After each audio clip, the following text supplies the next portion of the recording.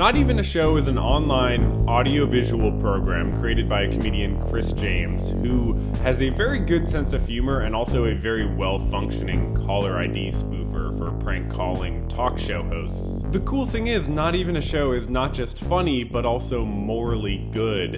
And, one second. Sorry about that. 1 second. I guess we'll just go to the phones for a second. I wasn't planning on it at this moment. Hi, you're on with What's Therapy. What do you got to say? How you doing? Don't overthink it. It's just pranks, okay? Oh. You don't have to overthink it. I'm sorry about that. I don't know what's going on with them. I mean, it must be some loser living in their mother's basement, am I right? Anyways, I want to make 2 points. First, that Not Even a Show is positive in the sense of not just being neutral, but actually having values and not just like pranking for the sake of pranking. And secondly, it's positive in the sense of like the other meaning of positive, uplifting, empathetic, basically, as we would say in the therapy biz, pro-social. I recently got into Not Even a Show after seeing clips of it on Live Posting's stream, which is a great stream, by the way. And I had been into prank calling shows when I was a kid, and I had done some prank calling when I was a kid, but it had been quite a while. And I wasn't really aware that prank calls could be like this. So I want to show you the clip that was the first one I saw that really woke me up to thinking, okay, wait a sec, this show's got something good going on. And it's a clip of Steve Opath, or Steve, a police officer, calling into a show to talk about what it's like to be a police officer. Let's watch this for about a minute just to get a good feel for what we're working with here. Well, listen, God bless you, and I mean that sincerely. I come from a family of Boston police officers, and I know what you guys go through, and I can't even imagine what you're putting up with these days. Yeah, but I want you to know that you can't. we support you. That's right, because you can't. You're a civilian, so you can't. So you shouldn't try to. I appreciate you trying to, but what we do is absolutely something that cannot be quantified by a civilian. And the people that are coming after us and saying, "Oh, all police are bad. All police are bad." Well, does that mean that I am bad? Does that mean that I am bad? Am I not supposed to do my job, Joe? I'm just watching on the screen. You look like you're kind of smirking at me. Do you have some kind of problem? No, and you need to relax. I just told you how much I supported you guys, okay? I need to relax. I need to relax. I'm a police officer. I am a boy in blue. I don't relax. You relax.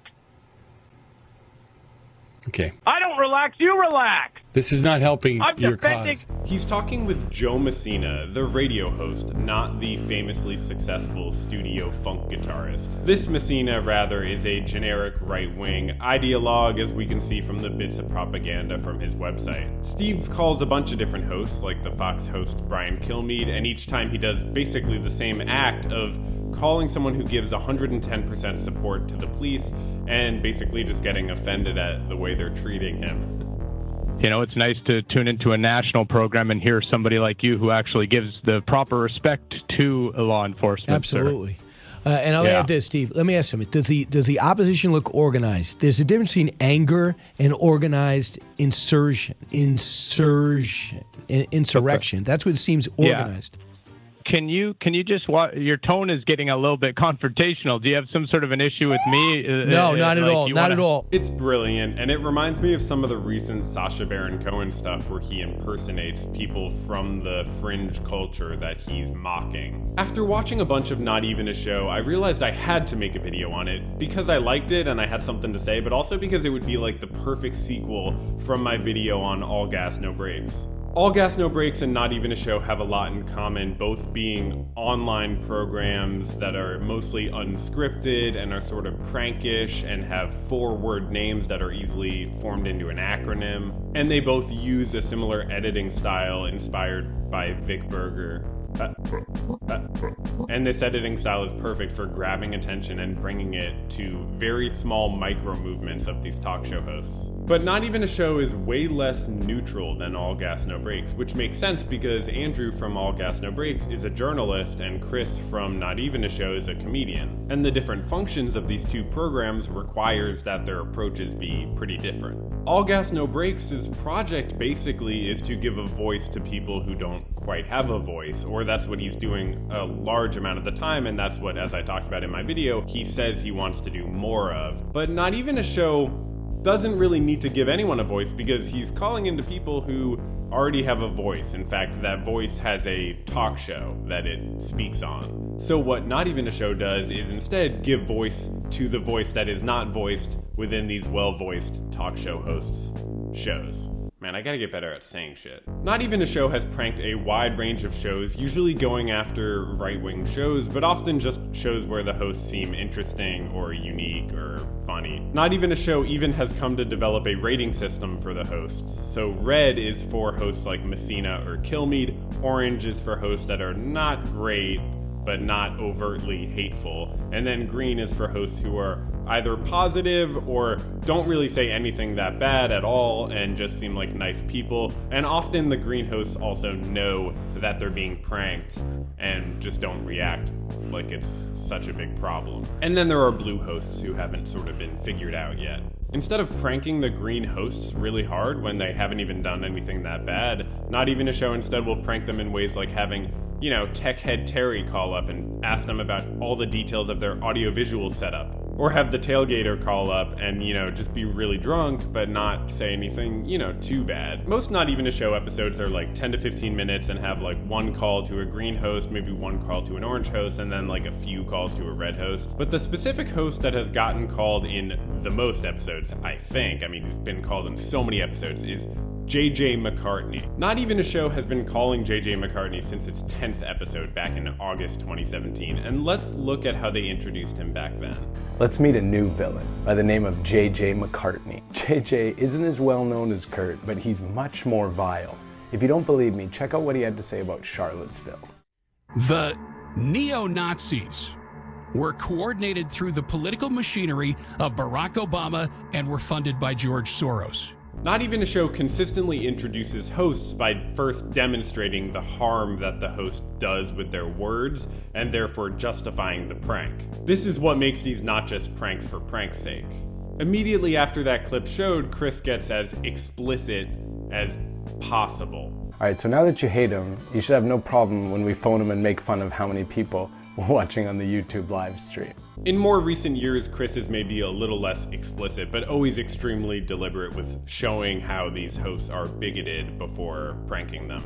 Getting into Not Even a Show like you do with something on the internet, I sort of saw the newest episodes first and then worked my way back, but it's actually not the perfect way to watch this show because it is actually serialized. There's like a coherent sort of narrative, but you don't have to watch it in order by any means, like not at all, because the narrative is always summed up in a very easily explained way by the host, whether the host is Chris or Robot Chris or Chris and his, kind of not so well behaved brother Kyle. And so it's really interesting after watching a bunch of episodes of the show to go back to when he actually met JJ on this first call. JJ becomes a recurring villain of the show, and it's clear from this introduction that Chris was initially ticked off by this rhetoric around Charlottesville, blaming anti-fascists instead of Nazis for a Nazi rally. And in this episode, we get the very first incarnation of what would come to be known as the shirt gag. Who are we talking to? My name's Rod here. I love your shirt. That shirt's a really nice shirt. Where you get the shirt from? The store. 3.5 years later, Chris is still calling JJ about his shirts. Hello, you're on the JJ McCartney show. What's your name? Where are you calling from? Well, I just wanted to say shirt first off, but JJ, I had an honest call. And to be honest, I always thought I was missing something with the shirt joke, like, oh, was there something earlier in one of the episodes that I didn't see that explains what the shirt thing means, or is it really just saying the word shirt with absolutely no meaning? But it's funny, because watching this episode where he meets JJ, we see that there is a sort of reason. It's really difficult to find a redeeming quality about the man, but I managed to find one. I like his shirts. Which is so on brand for Not Even a Show. One really awesome thing about Not Even a Show is the way they incorporate original music and also music with original lyrics but set to famous songs. And we get an awesome song in this 2018 episode after a nice old-fashioned pranking of JJ. Check it out, because it's interesting.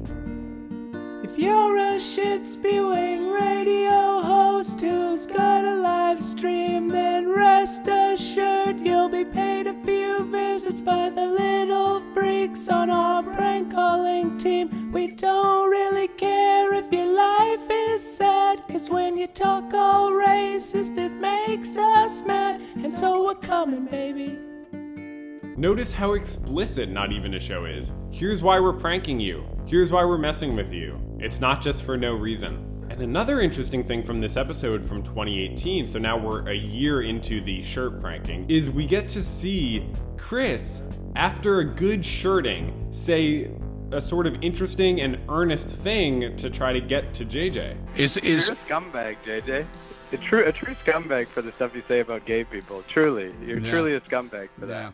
Yeah, wow. No, you are. You really are. Wow. Yeah. This is different from what he's doing with absurd pranks, of course. With absurd pranks about shirts or whatever else, he's refusing to engage. Whether he's telling Dennis Prager to check his diaper, or telling Roger Stone that he's masturbating to him, or telling Brian Kilmeade that he plants his books in the homes of his enemies to ruin their reputations, in all these cases, Not Even a Show is calling up and insulting and offending these hosts intentionally while ignoring whatever subjects the hosts were talking about. Often within one prank we can get both an absurd and a serious part, as we can see here. But you're not worthy of being the shirt boy, so you're not going to be the shirt boy. You don't have to worry about that. Yeah, okay, move on for the shirts, okay? Well, I mean, I wanted to let you know, I'm not going to report your channel. I noticed you left up the video of you going on the racial, the tirade with. I'm not going to apologize for using a word that the black community uses themselves. I'm not going to apologize for it. I'm not asking for an apology, and I'm not going to take it down. What I'm asking for you to do, if you don't want me to report it, then is to shave your mustache off. Do you really think I'm going to give in to blackmail? Well, I mean, you gave in to black shirt. What? I don't have time for that. You're an absolute despicable. You're a piece. Yeah. Bite me, snowflake. Oh, man. He ended up getting on air with this guy on this one day about 5 times, and each time basically just simply telling him to shave his mustache, but it only took that one time, really, of equating shaving the mustache to this man's hateful rhetoric to get the message across that, yes, I might just be making some stupid joke about shaving your mustache, but you know what I'm saying. And this guy can laugh about it, this host, he can just laugh and, oh, how silly and stupid, but you can tell he knows in the back of his mind, there actually is a legitimate criticism behind that. I mean, it's not going to change this guy's mind, probably, because he's financially invested in having the opinions that he has, but what it does do is it sort of attacks the show's internally coherent sense of being valid and the comfort that the host and the audience sort of has with their unchecked biases. And I think attack is definitely the right word here, and so does JJ, apparently. Last year, JJ said this about being pranked. And I'm tired of this terrorism. I really am. I mean, what else can you call it? The same tactics used by the enemies of America are used against this show on a daily basis. And I'm just tired of fighting it. I really am. Honestly, of course they feel like they're being attacked. They sort of are being attacked. I mean, what else are you gonna call it? I'm a little surprised that it's even legal. Well, actually, now that I say that, I feel like I should probably look it up.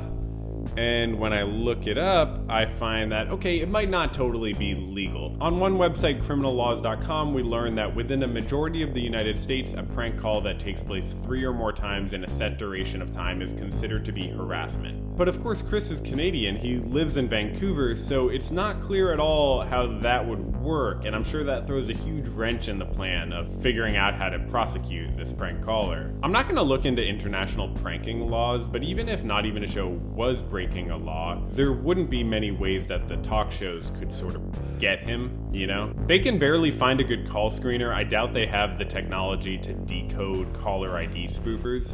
But I'm moving on from the legal stuff because I don't care. My point is not that Not Even a Show is legal, it's that Not Even a Show is moral. You may be wondering, are there ever clips on Not Even a Show where they're completely serious, not absurd at all, just like having a debate with the host? And there are, They're not as common on the YouTube channel, but there are a bunch of them on the Patreon. There are some on the YouTube, but on the Patreon there's a whole series called Runoff, which is just extra sort of unedited raw clips that are pretty good, honestly. And most of them were very serious. Most of them were just not absurd and were direct sort of arguments with the host. And here's one that's really serious and sort of shows a really good side of Not Even a Show. Check it out.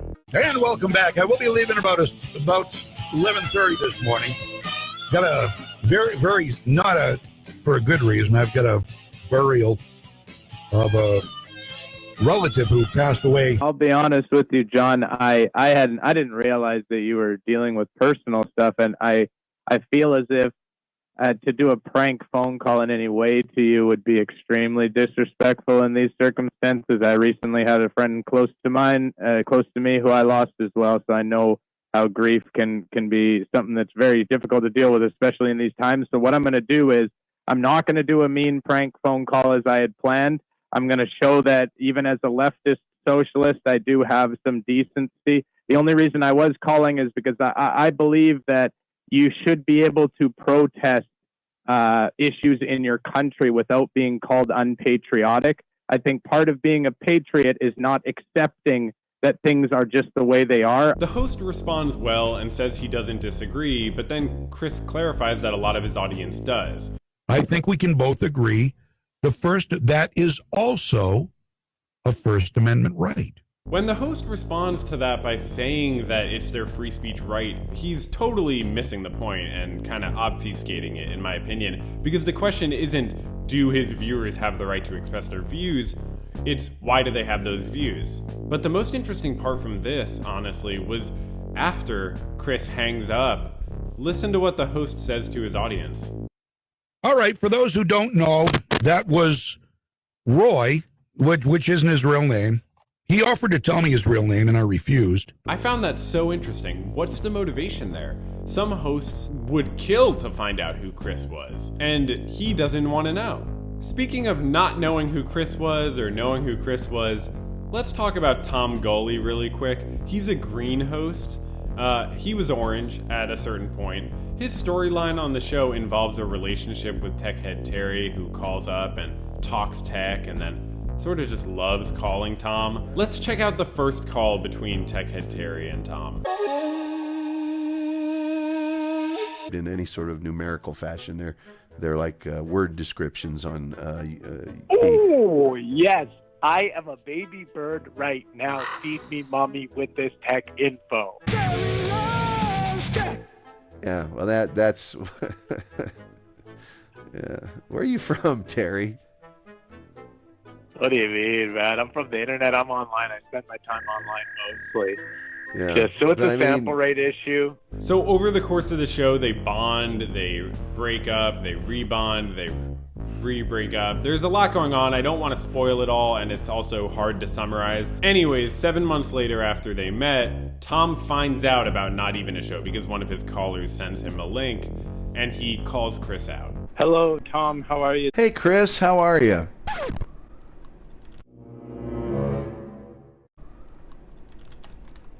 What? Who? How you doing, Chris? Chris James. That's who you are. Thank you for calling. We've been enjoying your videos with my show on them. Can I tell you one last thing? Yeah. That song. What is it? When I saw the song on your, you're gonna hate this. When I saw the song on your YouTube video, I really liked it. Don't piss. This would be a Behringer B1 microphone running through a Euphoria UMC. You can tell that it's a bittersweet and sentimental moment. Not Even a Show has played an interesting role on this guy's show, as it does on pretty much everybody's show. And it's a different role that caters to the show. And so I've said this stuff about Tom because I felt like I had to mention Tom, and also to say that I think when this other host doesn't want to know Chris's identity, that's him knowing that he would be forfeiting a unique chance at a sort of game with this avatar and character who comes on his show. Things wouldn't be the same, as Terry or Chris says to Tom. Tom, I'm sad that you found out. I'm happy on one level, but I'm sad on another level that you won't be able to really talk to Tech and Terry ever again.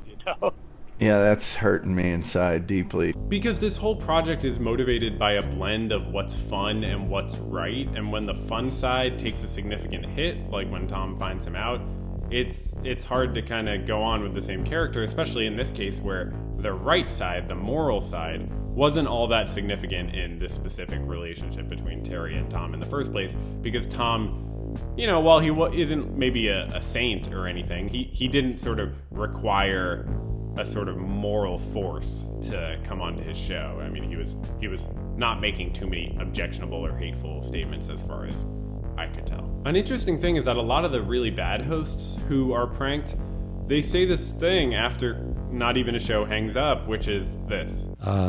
And you can call anytime if you would like. And to me, that doesn't sound sarcastic. It actually sounds more like a challenge. Or really what it sounds like is a sort of sublimation of an admission of defeat, if we want to get really deep. Because guess what?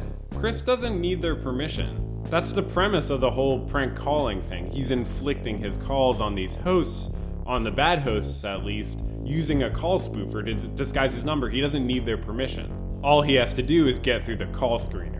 Chris doesn't seem to be especially fantastic at doing different voices. I mean, he has a broad range of skills, but it doesn't seem like voice acting or like voice disguising is his main thing, which is fine. It seems like he's okay with that, and he has really no problem getting through and talking to these hosts. So when they give him permission like they do, it's as absurd as you telling your boss you're okay with them appropriating surplus value from your labor.